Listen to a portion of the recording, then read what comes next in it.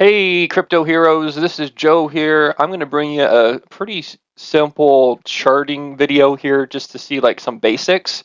We'll get into a little bit more than basics too, but everyone should know at least these things before they jump into the market. Or if you already are in the market, you really should know these things real quick.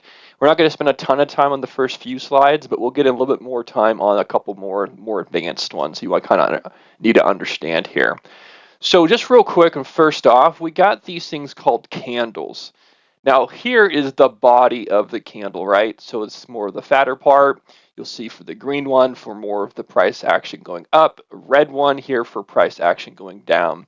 So the body shows the open and close prices, right? So we closed here for the day, we opened here on the day. So when the day opened up, price action was going, boom, we started there. Now we're going to get into actually C charts here in a minute, but this is the opposite for a candle that's red. It opens here, and a red candle closes down here because in a red candle, you're going down, right? So price action's falling.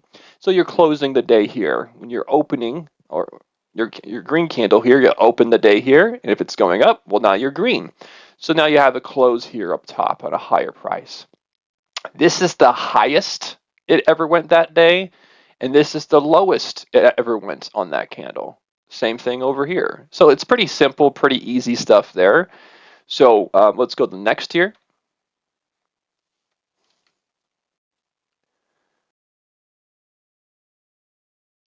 Okay, so here is what we call volume.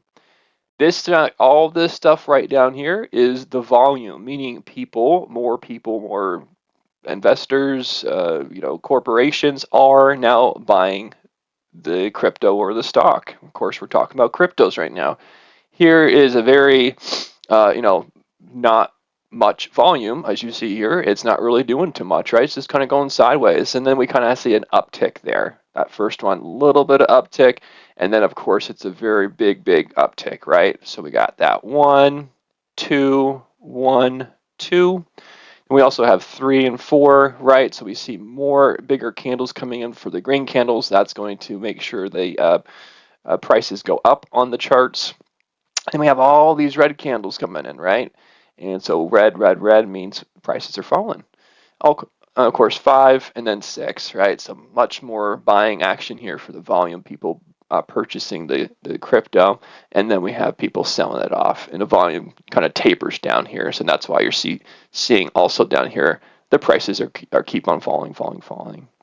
So over here on your charts are your current prices, of course, for your cryptocurrency.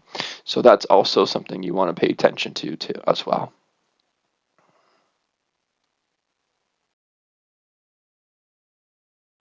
All right, so you'll hear resistance and support lines. So up top is resistance. It bangs up against it, gets rejected.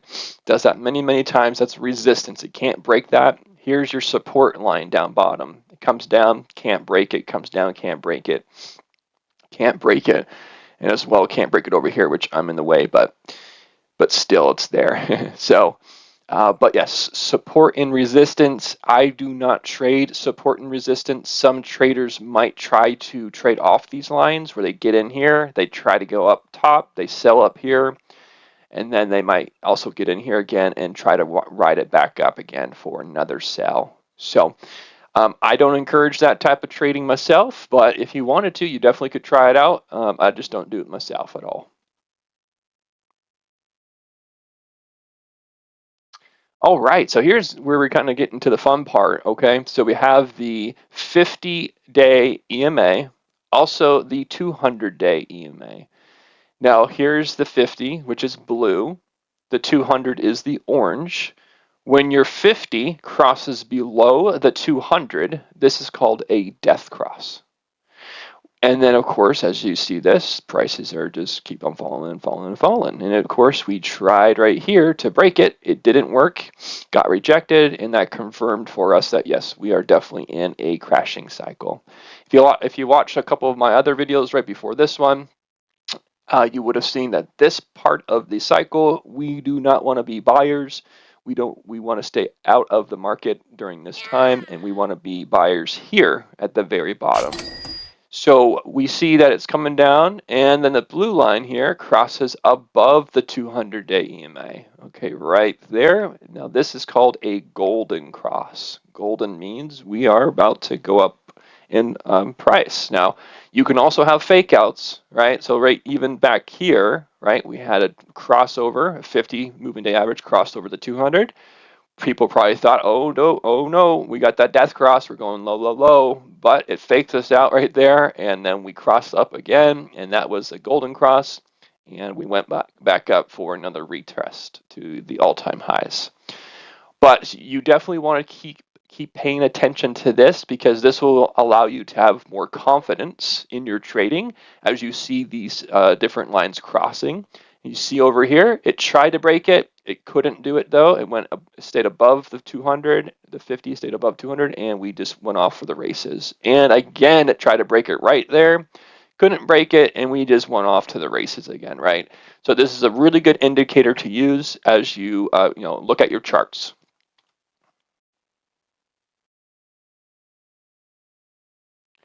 All right, so there's going to be a couple different other indicators we want to combine together, because you don't ever want to trade off of one indicator. You want to have at least 2 to 3 indicators so you can have confluence and a lot of confidence in what you're doing.